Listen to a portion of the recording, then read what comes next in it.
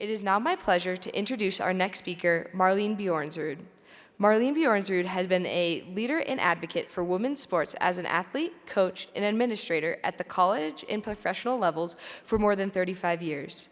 As an executive administrator of nonprofit organizations in the sports world, she has been recognized by her peers, the White House, and the International Olympic Committee for her accomplishments and vision. Mrs. Bjornsrud's lifetime work of helping girls and women find full participation in sports was recognized by the International Olympic Committee in 2013 with its prestigious Women in Sport Award for the Americas. Ladies and gentlemen, it is a privilege to present to you Marlene Bjornsrud.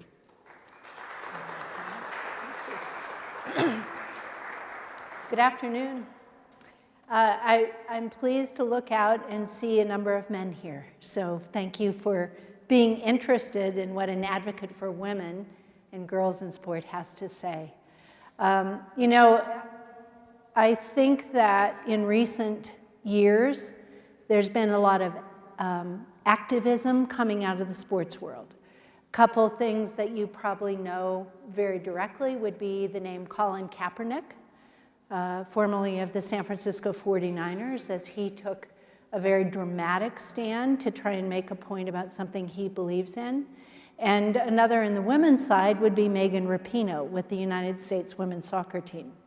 Whether you agree or disagree with what their belief is or how they're going about it, that still is part of what it means to be an activist. I don't see myself as an activist. I know many people who are. I see myself as an advocate. And to me, that means I stand in the gap for those who are experiencing a sense of being less valued. Now, when I think about that, I kind of have wondered, how did I get to do this? All I wanted to do was be a tennis coach. And now I've made most of my life's work as being an advocate. So I've looked back to kind of examine where this all came from. You all, especially the cadets in attendance, my experience here in the last 2 days is you are always thinking about what's next. The next meal, the next free minute you might have, the next exam, the next test, the next assignment. And so what I'm going to do is share with you my experience in looking backwards over the last 67 years of my life as to what put me here. Because I really believe it's true, if you know your why, you will find your way. And I think it's very easy to go through life without knowing your why. So that's part of what we're going to talk about. And I'm going to start with a sentence that my high school coach from almost 50 years ago and I are still very close friends. I was born and raised here in Colorado Springs. I left when I graduated from high school in 1971 and planned to never come back here. That's kind of how you look at where you're growing up sometimes. But after being away for 47 years, I decided I had been 25 years in Phoenix, 22 years in the San Francisco Bay Area, and decided it was time to come home. And so my coach is still here. And I'm telling you, if you have an experience with a teacher or a coach that becomes a lifetime relationship, hang on to that person. Incredibly important person. And this is one of the most important people in my life. She's a prolific hiker. So when she turned 71, her goal was, by the time she turned 72, she would hike 72 new trails in Colorado. And she did it. That's just how she is. So she took me on a hike one day, and she said, I just came from a luncheon where I met a woman who's been diagnosed with terminal cancer, stage 4, and has literally months prognosis to live. And she said, the woman said, but you know what, I'm okay, because I've lived my purpose. So for the next 2 hours, my coach and I talked about that. How do you know if you've lived your purpose? How do you even know what your purpose is? And so for a year, I've been thinking about this, and I thought, that's what I'm going to share at this time, talking about leadership and character, because my purpose is what has driven every single thing I've done in my adult life. The two big questions that all of us ask at some point in our lives is, who am I? What is my work in the world? When you know who you are, then you know what your work could possibly be. Now, you all, as cadets, live in a world that your work becomes what's assigned to you. I mean, that's my understanding anyway. There's not always tons of choice, there's some, but your work is something that you do to serve your country. But your real work is something different than where you make your money. So this question about what is my work in the world really isn't about where you're making your salary. It really is about what is it that you as a human being have to contribute to making the world a better place. So my experience in the last year has been to look back through 67 years of life and think, what are the experiences and who are the people who helped me define what my purpose is? It's helped me to ask myself two questions. Along the journey, what broke my heart and what lit me up? And those have been really good questions as I've explored way back. I've been surprised that I can remember elementary school, but it was good. I loved elementary school. So here were the three things that stood out when I looked at my early childhood. And again, through the lens of what broke my heart, what lit me up. The first thing was baseball. That's my earliest memory of sport. My dad loved baseball. It was one of the only sports that was on TV in the 50s and early 60s. So we watched baseball together all the time, but I couldn't play. I was a girl. My brothers, my two older brothers, were very good athletes. They played everything. So one day they were playing pickle in the backyard with their friends, with the baseball, their mitts, loving it. And it was breaking my heart because all I could do every time I'd see them play was stare out the window and go, I don't want to be a girl. I want to play. So my dad took me by the hand one day. We walked outside and he took me up to the boys and he said, just because she's a girl doesn't mean she can't play. Now you include her. And thankfully my brothers did. My dad chose to stand in the gap between who I was and the path that I wanted to go on. Now, if I would have had a choice, I would have played baseball. That was never my choice to play. I ended up being a tennis player and a tennis coach. But I'll never forget my dad standing in the gap for me. The other thing that really impressed me, for good and for bad, was my religious faith that my family practiced. We were Catholic. We went to Mass every day. And all I saw up on the altar were men. There were altar boys and priests, and the nuns had to sit with us and keep us under control. Our big thing was trading holy cards. Now, I really got into that because I loved baseball cards, but I had to, have St. Teresa and St. Joseph and the Blessed Virgin Mary and all that. But it was all about sitting there and feeling like I couldn't be a full participant.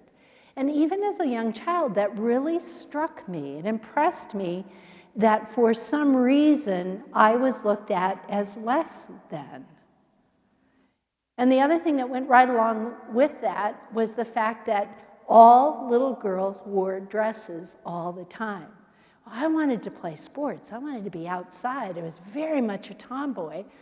And every family picture that I found lately has me in what I think was my communion dress.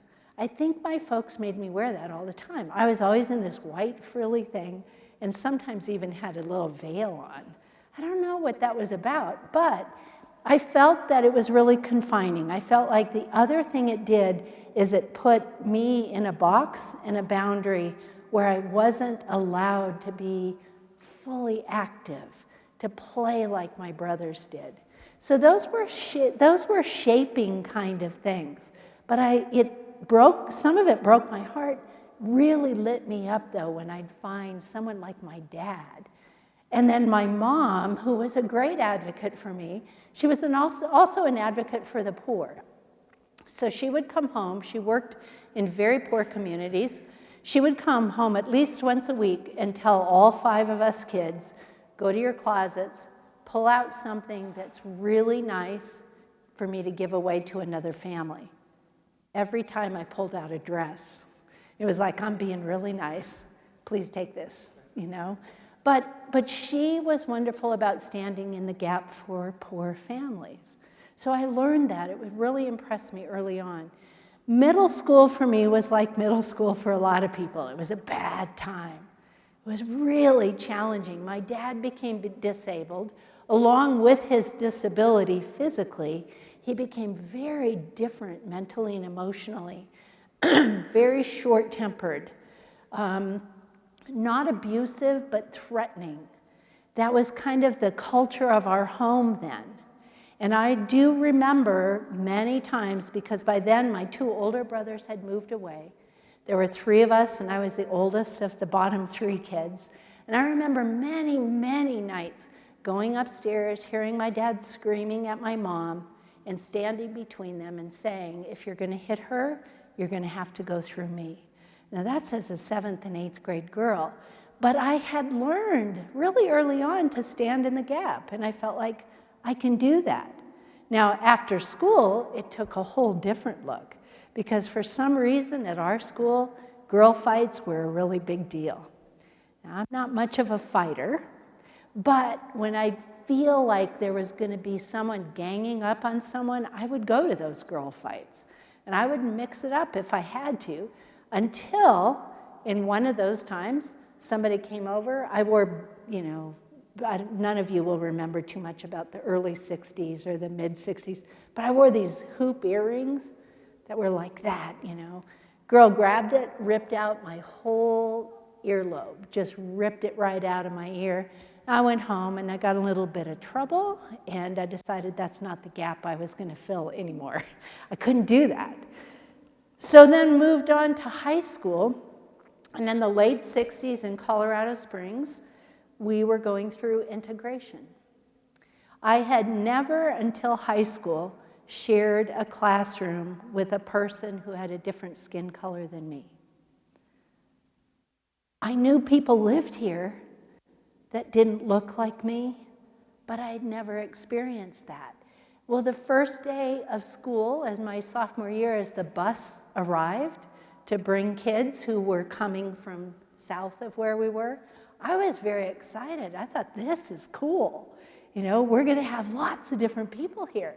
Well, my classmates, many of them lined up, and I thought, this is great. We're going to welcome them. No.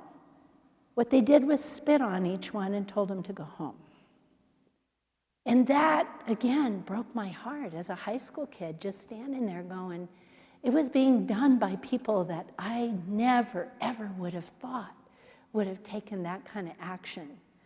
But integration was really important, really impressed on me 2 things. One is, it broke my heart to see how these wonderful human beings were being treated, and it lit me up to have friends with them for the first time, and to feel like this lights a spark in me that's really special. In the sports world, this was before Title IX, which was passed in 1972, which the federal government said in all academic institutions, if you receive federal funding, you need to provide equal opportunity for the underrepresented gender, which in those days was primarily women. It takes a long time for civil rights law to take effect. It didn't take effect. It wasn't even a law when I was in high school. Therefore, sports were only for boys. There were no opportunities for girls to play sport. We had 3 choices. One is we could be cheerleaders. Failed badly in that tryout. Secondly, we could be pom-pom dancers to provide entertainment at halftime. Or third, we could be in pep club. Well, I had to be around sports. I had to feed that which lit me up. So I became the pep club, part of the pep club. My sophomore year, there were 35 of us. By the senior year, because I met my first ever female athlete role model, who was my PE teacher, who is still my hiking buddy. She really encouraged me to lead in that context. So we went from 35 girls when I was a sophomore to over 400 active participants the year I was a senior. And I think it was just because we found a place where those of us who loved sport, we found a place where at least we had an excuse to go to every event that we possibly could. I loved that. This same role model, my coach, really encouraged me to play tennis. And in the 70s was when women's tennis was the only women's sport you could ever find on TV. Chris Everett, Billie Jean King, they had become household names. And she encouraged me to play tennis, and I became pretty good pretty fast. It was just one of those things that I found my niche. And more importantly, I found what lit me up. And I felt like this is almost like baseball. I can at least hit something, you know? And really loved it to the point that when I had my opportunity to go to college, I had thought I'd go to a place with sport, but again, there were no sport opportunities. I moved from Colorado to Arizona, went to a great place for tennis year-round, but there were no sports for girls, no sports for women. And in fact, the interesting that happened the week before I went away to college, in the 60s in Colorado Springs, in the late 60s, the hippie movement was wild here.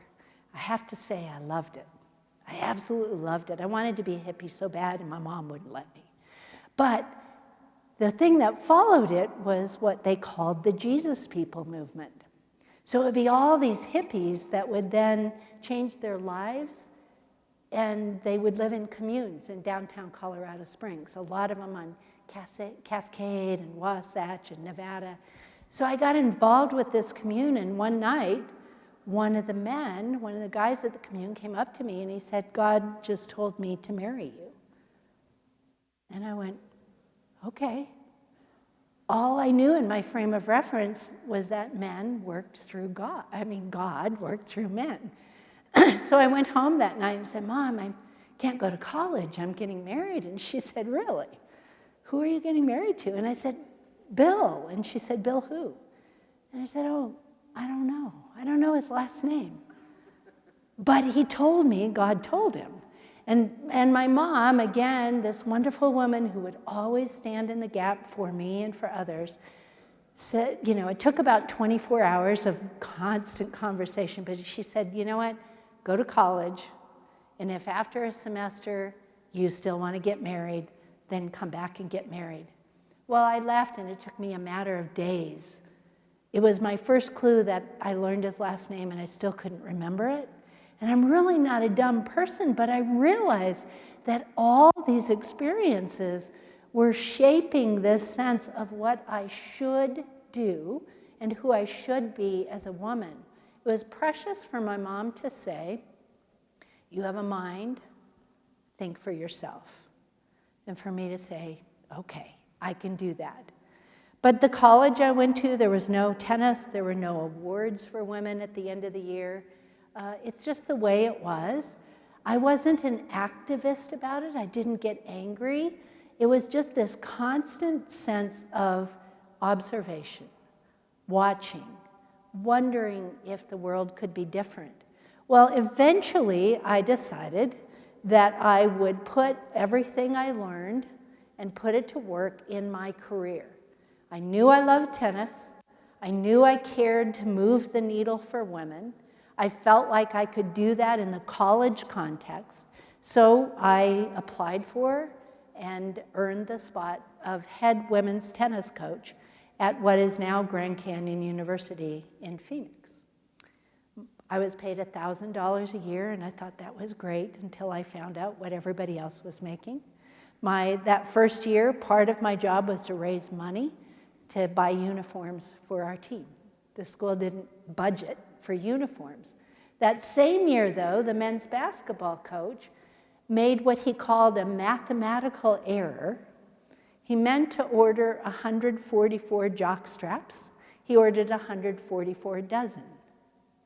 It's a big difference. I think they're still using those.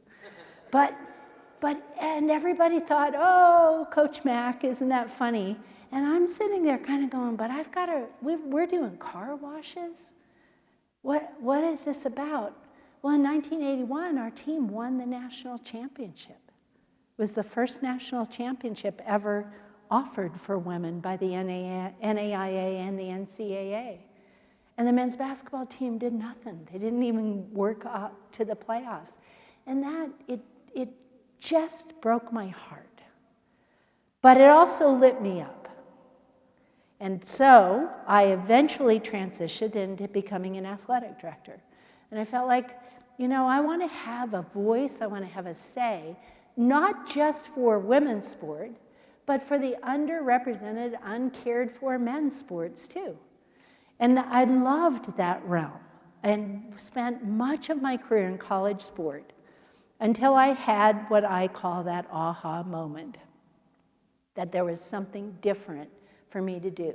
And it happened around this event. I don't know if any of you remember, in 1999, the most watched women's sports event in history on television and around the world and in the Rose Bowl, but the U.S. women's soccer team beat China in going to penalty kicks after a couple extended times, overtimes. Well, Brandi Chastain happened to be the player who took that winning kick. I was Brandi's boss at that time. She was an assistant soccer coach at Santa Clara University. Well, Brandi is also one of my dearest friends. She's impossible to really be a boss of. But she then asked, after that famous kick, she blew into my office one day and she said, we're going to start a women's soccer league, a pro-women's soccer league of our own in our country, and some of us want you to come help. The aha moment for me was, it was time for me to do things that would outlast me. So the questions were, what breaks your heart? What lights you up? And what will outlast you? And I decided to take a risk and do some things that weren't probably your typical traditional career path. So we started this league for women's soccer. We had the best players in the world, but the league only lasted 3 years. And the investors then felt like they weren't seeing the right return on their investment. Well, I learned that for the NBA, for men's pro basketball, it took 29 years before they averaged 10,000 fans in attendance, which means revenue. But they had the appetite to keep losing money to get this underway. That isn't the case with women's pro sport. So after just a few years, the league went away, and Brandi Chastain, Julie Foudy, and I sat in my living room, and we just said, what have we learned in the last 3 years? Number one, we learned that little girls need to see women athlete role models. If it's not going to be on TV, then we need to go to them. And we also learned that little girls who live in poverty are greater at risk for dropping out of school, for early pregnancy, for gang involvement, for obesity, all these things. And we felt like, you know what? Women athletes need to take some responsibility about that. Julie Foudy has always said every female athlete has the responsibility to turn and pull the next little girl behind her. We cannot just be in this for ourselves. So we started the Bay Area Women's Sports Initiative. 2 weeks after we came up with our name, a friend called and said, perfect name for something you and Brandi and Julie would start. And I said, well, why? And she said, because the acronym is BOSSY, and that's perfect for you guys. Well, my feeling was, let's change the name. Brandi immediately said, no. Now let's get our bossy selves out there and change the world. So we have. Let me show you just a little video of what that's looked like.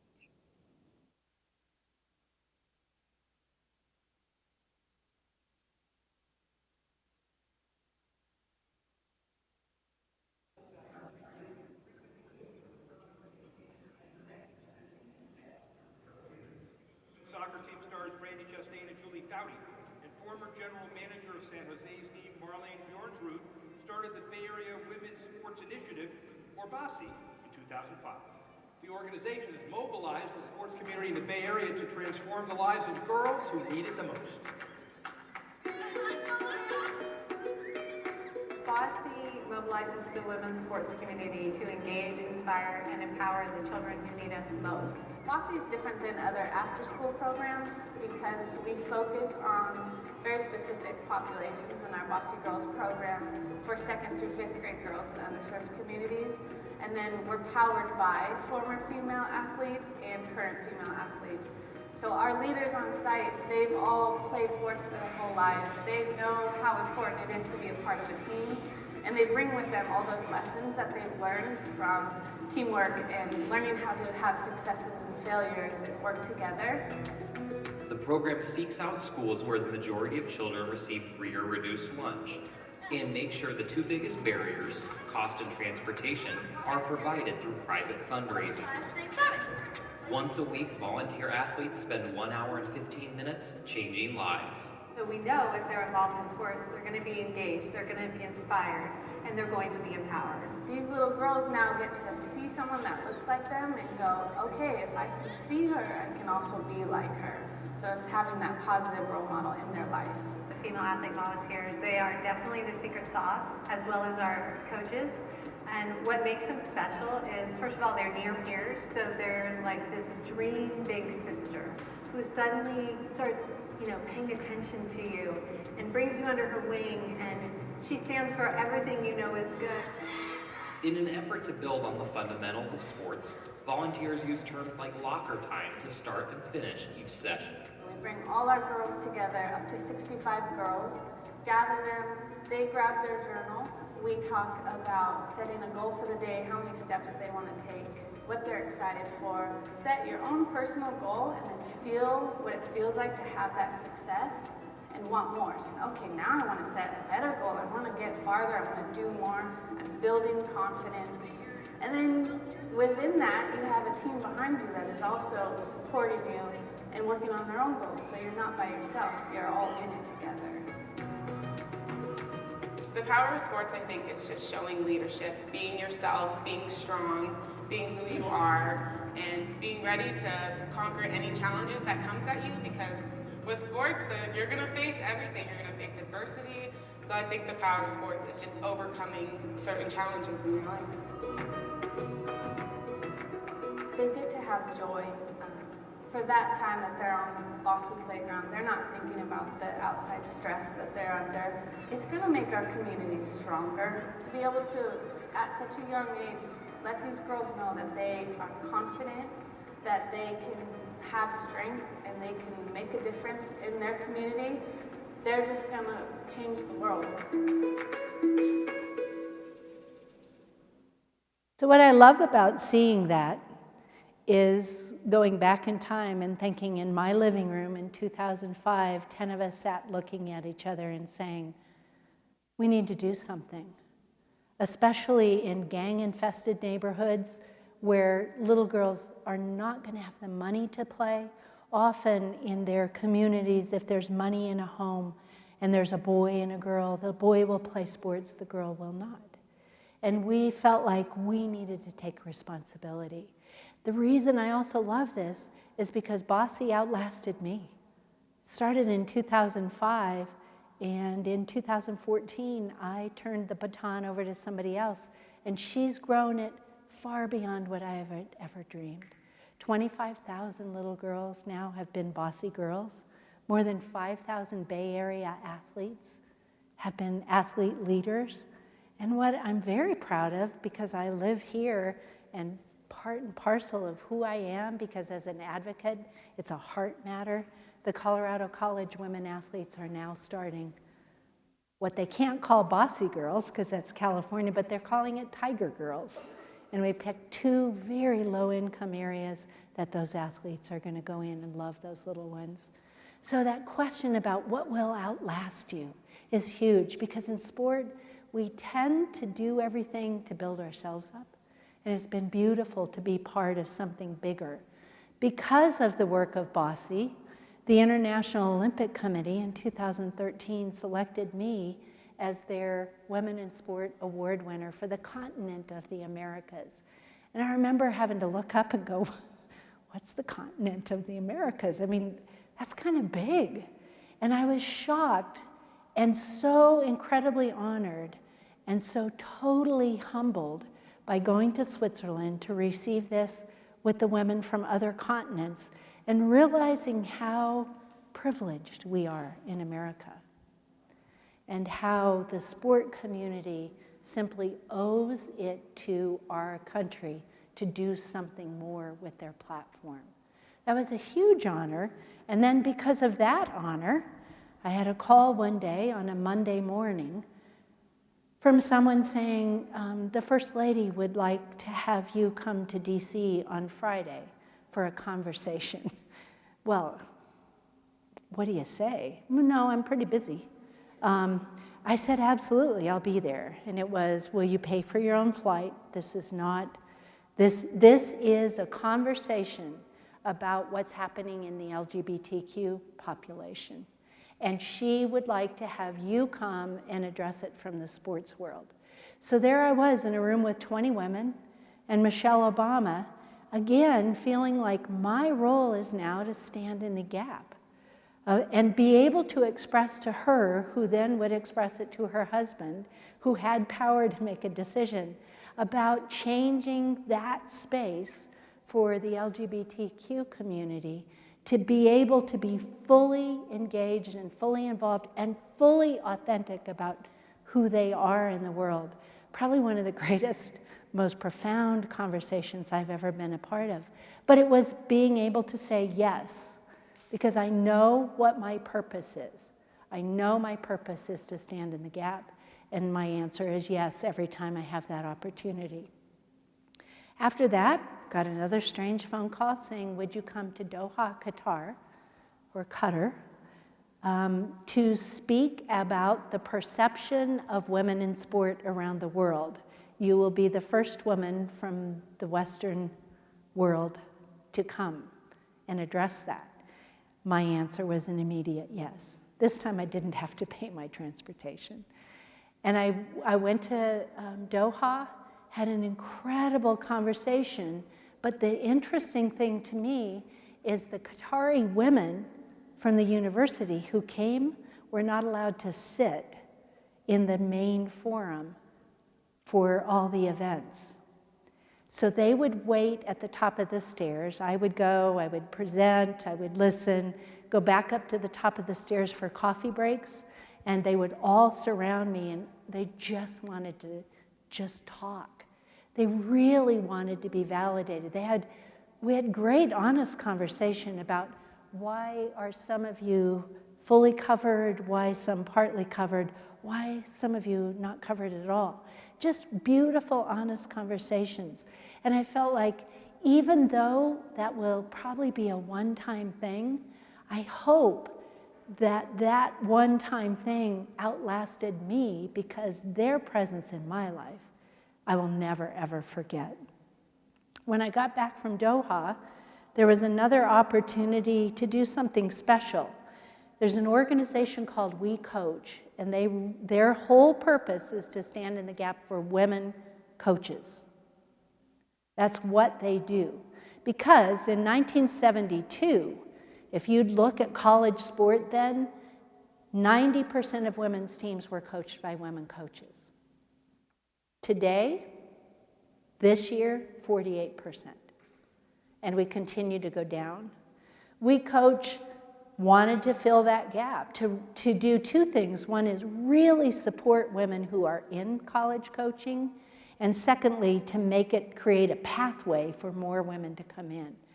I agreed to do 2 years of service with them. I loved it. And I love that we got a great platform set, and the new CEO created this video that I think is so incredibly powerful about the need for women in the coaching ranks.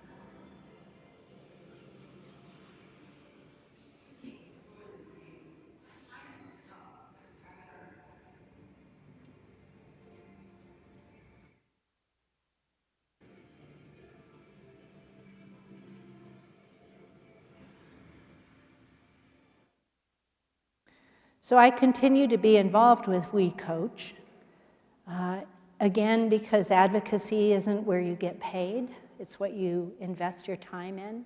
So I continue to teach on the faculty of the NCAA Women Coaches Academy, and to do everything in my power that makes sure that women coaches have a voice, that they are becoming committed, strong leaders, that they have a support group and a network.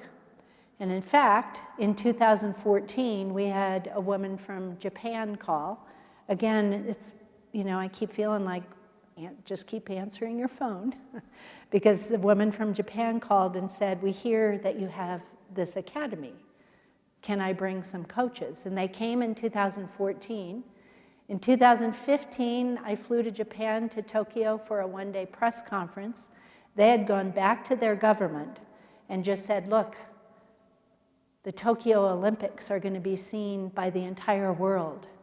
We have no women coaching our women's teams, and we want to change that.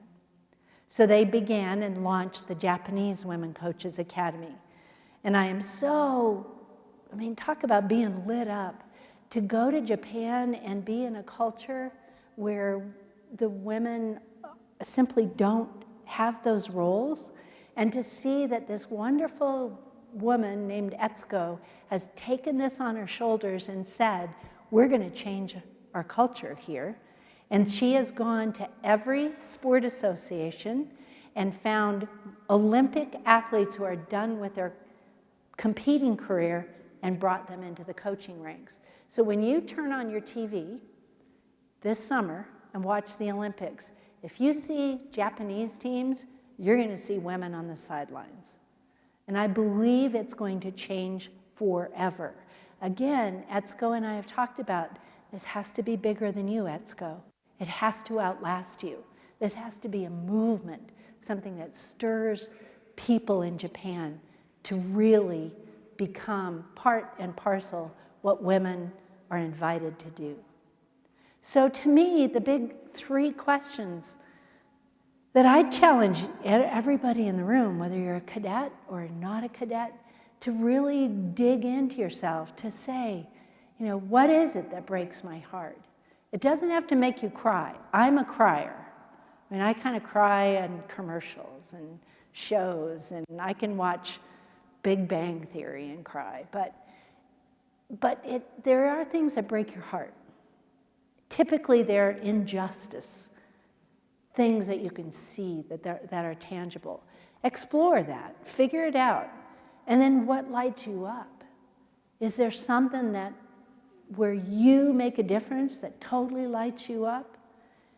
And then put your stamp on it and make sure it's deep enough that when it's time for you to walk away, it still goes on. It really is about a movement. It's not about a moment in time. It's about a movement for any change to really happen. In my realm, it's been sport. That's, you know, just the early imprint on life was all about sport to me. I love it. It infuriates me, but I still hang in there. And I feel like it is the best laboratory of leadership that there is. It's like you're just, athletes and coaches are in this perfect area to really try things, to teach leadership, to teach character development when it's done well. And for my part, it's been all about supporting the coaches, because if the coaches get it, the athletes will get it. So I would love to open it up now for questions. I've told Katie she can stay seated. We don't have to do anything real formal. But for the next few minutes, I'd love to hear anything that any of you would like to bring up for conversation. Are you just the microphone lady? This is a pretty fancy room. Yeah, the other rooms I've spoken in weren't this formal, so. And we don't leave until there's at least 3 questions. That's my rule, and I'm the boss, so, or I'm bossy. No questions. You, ma'am, you're going to ask a question. Yes. Yes. any? Good.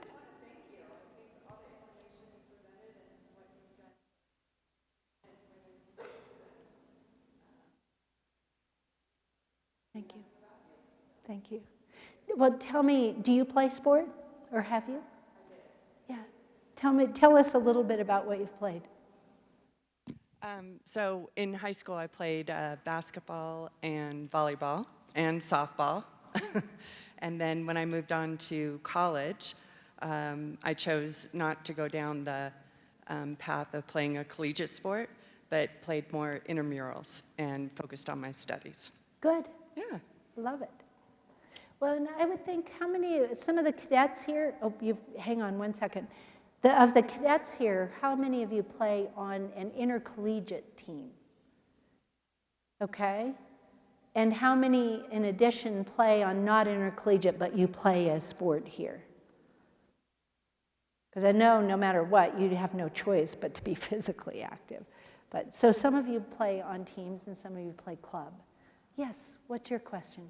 I was wondering what advice you would give for the men in the room to help support us women in this cause. This is a good question. One of the things I've seen is that when a guy becomes a dad and when he has daughters, it changes everything. Big guy named Brent Jones played for the San Francisco 49ers, an amazing linebacker. He just this gigantic guy. When he was playing college football at Santa Clara University, after he left there, the college decided to eliminate football. Football's a huge budget item, and they just felt like, we can't do this. They eliminated football. Brent threw a fit and just said, I'll never give another penny. I will. And he spoke horribly of Santa Clara University until he had daughters. And he had 2 of them. And he tells the story about waking up one day and just going, why are we taking our girls to see the 49ers and the Giants and the Warriors? We need to take them to see women compete, people who look like them. Totally changed their lives, totally changed his life. So I think, in the big picture, men are some of the best allies on the planet for women, especially once they have their own kids, because you don't want your daughter to have less than your son. In the meantime, I think it's very, very important to live within that tension. I don't know how many years it's been since the Academy opened its doors to women. Does anybody know? 80? Okay. Because I remember when I was growing up here in the 60s, it was all men. I think that the world, and certainly the business world, has led the way to say we are much better, we have a much better chance of being successful if our employees look like our constituents. And I think men need to realize that. In the last session I was in, a young cadet asked me what I thought about the double standard at the Air Force Academy, where in some of the physical testing, the women's standard and the male standard is different.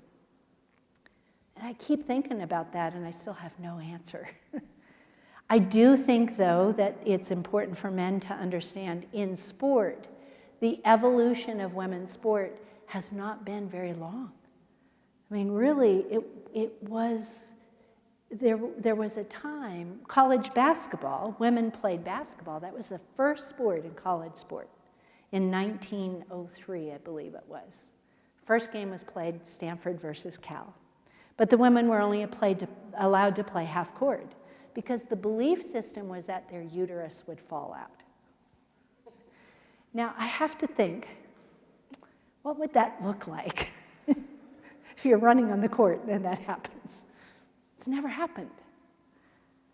Then field hockey comes along 1 year later, and field hockey was allowed to play full field. Field hockey really proved to the world what women could do. But when you think about it, men were playing sport way before that. And men can be the best allies and best supporters as women come into their own in that world. I've hired as many male coaches as I've hired female coaches. The activist side of women's sport is not pleased with me over that. But I've found men who get it and really want to stand alongside women to allow them the privilege of being the best they can be. So that's why I feel like the male presence here is important. If you guys didn't care, this would not be the session you'd be coming to. So I hope that helps a little bit. Any more questions? Yes, ma'am.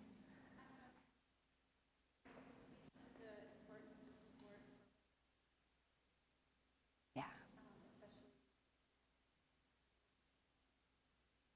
So the question is about the importance of sport outside the United States, because we definitely have an advantage. And I think what we've seen with the success of the United States national women's soccer team is everybody has risen. Every nation has risen. You know, one of the interesting stories that I'd love to share about Brazil. In Brazil, it is very new for women to be playing sport. Years ago, there was a young player named Cici who so wanted to play soccer. Soccer in Brazil is like a religion, but she couldn't. So when she got to be a certain age and she was very talented, she took tape to make her look like a boy, and she went out and she'd tear the heads off her dolls, and they became her balls. And she would go out. Cici now is probably the most all-time best midfielder in the world. But Cici didn't have that opportunity. When she came to America, because she always felt like she owed a debt of gratitude to her mom for even allowing her to begin to play. When she came to America to play in our first ever pro league, she was going to make money for the first time playing soccer. And I think we paid her probably $35,000 a year, but to Cici that was huge. And when she arrived, she had shaved her head. And she was gorgeous, so we didn't think any, we just thought it was a style thing. We won the world championship that year. Cici, every player got a bonus, $2,500. Again, women, it's just different. She took every penny and she went back to Brazil and she bought a home for her mom. Her mom had never owned anything. She was able to buy a home. But not only that, then she stayed in Brazil, and she's now responsible for the world striker Marta and all the players who are coming after her. So it really is about finding one. And we're seeing that in sport after sport. If there's one girl in a country who begins to have that opportunity, and if she has one ally, it can change the entire country. It's profound to watch. It's not big. None of us, people have said, oh, let's just get 1 million soccer balls and put them in Africa. That's not going to do it. It's not the stuff, it's the people. So my concern has been more for like Soccer Without Borders. They're going into developing countries and they're focusing especially on girls and beginning to live in the country to change the culture. But it is long and painstaking to see change happen. But it's beautiful when it does. Yeah. Yes, ma'am? Perception about feminism that feminism is about being better than men as opposed to fighting for equality. And do you see that misperception occurring in women's sports also as you're in this environment? And if so, how do you combat that? Yeah. I mean, it's there, and actually I think it has to be there at some level. But I think there's working in harmony with that voice that is always about being better, being better, being better, which means you're worse, you're worse. And that's there. There certainly is that voice. There's also the voice of feminism that say that women need to dress differently as athletes. That, you know, it was the head of FIFA, the world governing organization for soccer, who said women's soccer will never grow around the world unless you wear short, tight shorts. So there's so many voices out there. You know, I am very content and very happy with saying, let's find equal playing field for everyone. That's my voice. But it doesn't discount the voices that are pushing for more. I always feel like my voice just has to keep some kind of balance. I never want to offend men. I feel like as a person who loves football, who loves baseball, who really got my love for sport from my dad, I don't think it's bad. All I'm saying is, let's make sure every little girl born can do what she's born to play. And let's create that pathway for her without any obstacles. Yeah, I hope that helps a bit. Yeah, thank you. Well, Marlene, I'd just like to say thank you for sharing your thoughts with us today. We've really enjoyed your presentation, so thank you. My pleasure. Thank you.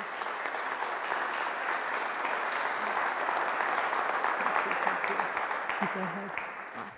Yes, and so once again, we would like to extend our thanks to the class of 1959, our flagship supporter, the class of 1973, the class of 1974, the class of 1993, the Association of Graduates, the Air Force Academy Foundation, the Falcon Foundation, the John and Lynn Muse Educational Foundation, the Earl Enix class of 1977, and Mrs. Candy Enix, and all others who, through their generosity, make NCLS possible.